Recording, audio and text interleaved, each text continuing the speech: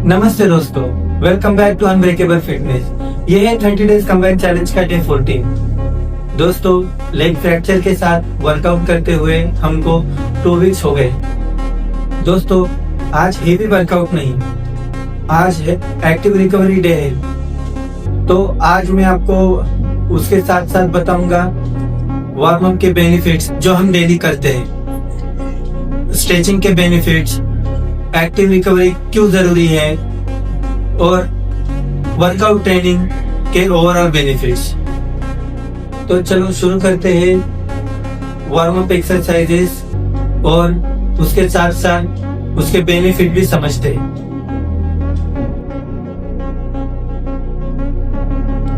दोस्तों, आपने देखा होगा वार्म अप में हम डेली रिस्ट रोटेशन करते हैं जो इस तरह होता है। हम डेली क्लॉकवाइज 10 रेप्स करते हैं और एंटी क्लॉकवाइज 10 रेप्स। दोस्तों, ये हम डेली करते हैं क्योंकि इसके बेनिफिट्स बहुत इंपॉर्टेंट है। इससे ग्रिप स्ट्रेंथ इंप्रूव होती है और जब भी हम डंबल पकड़ते हैं तो उसमें स्टेबिलिटी आती है।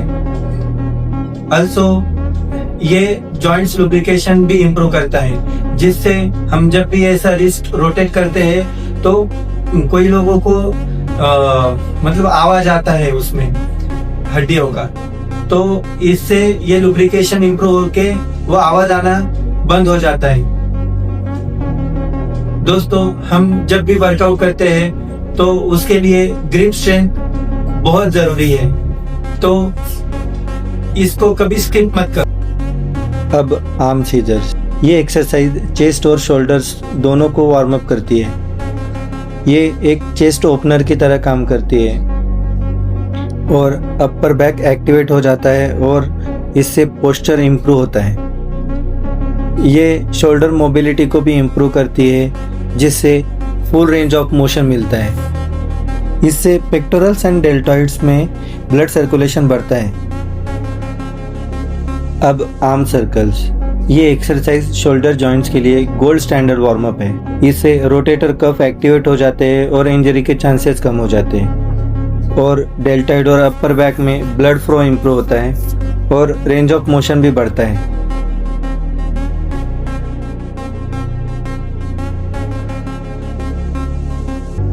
दोस्तों, वर्कआउट के बाद स्ट्रेचिंग उतनी ही इम्पोर्टेंट है जितना कि वार्म अप।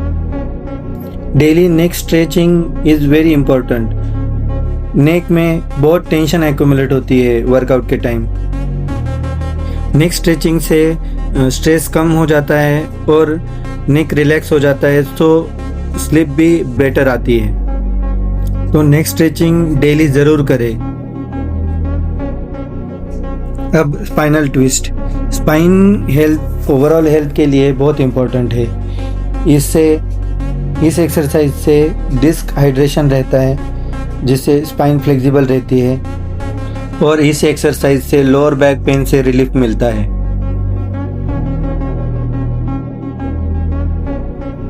अब आर्म स्ट्रेचिंग। आर्म स्ट्रेचिंग में फोर आर्म्स और बाइसेप के मसल्स रिलीज हो जाते हैं। जो वर्कआउट के दौरान टाइटनेस आता है मसल में, उससे रिलीफ मिलता है और आर्म्स के मसल रिलैक्स हो जाते हैं।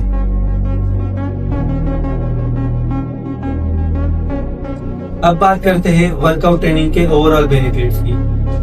बहुत लोग सोचते हैं कि इंजरी है तो बिल्कुल मूवमेंट मत करो, बट ये गलत है। Light movement injury recovery fast करती है और अगर आप इंजरी के टाइम लाइट वर्कआउट वगैरह करते हो तो आपका ब्लड सर्कुलेशन बढ़ता है और इंजरी साइड तक ऑक्सीजन पहुंचता है।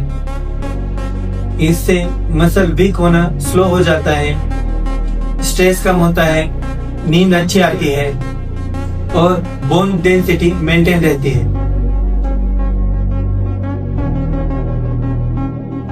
दोस्तों, आज जो हमने किया वो है एक्टिव रिकवरी। दोस्तों, एक्टिव रिकवरी का मतलब फुल बॉडी रेस्ट नहीं होता, तो लाइट मूवमेंट होती है।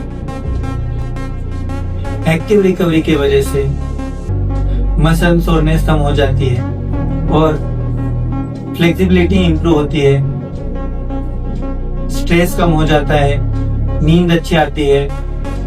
दोस्तों, एक्टिव रिकवरी के वजह से नेक्स्ट वर्कआउट में बेटर परफॉर्मेंस आप दे पाते हो। तो याद रखो दोस्तों, वीकली वंस एक्टिव रिकवरी जरूर करें। तो दोस्तों, ये था अपना day 14 active recovery plus information session. दोस्तों, अगर आपको ये वीडियो पसंद आया हो तो लाइक करो, शेयर करो और चैनल को सब्सक्राइब जरूर करें। तो कल हमारा 3rd वीक शुरू हो रहा है, तो मिलते हैं डे 15 में। तब तक के लिए stay consistent, stay discipline and stay unbreakable.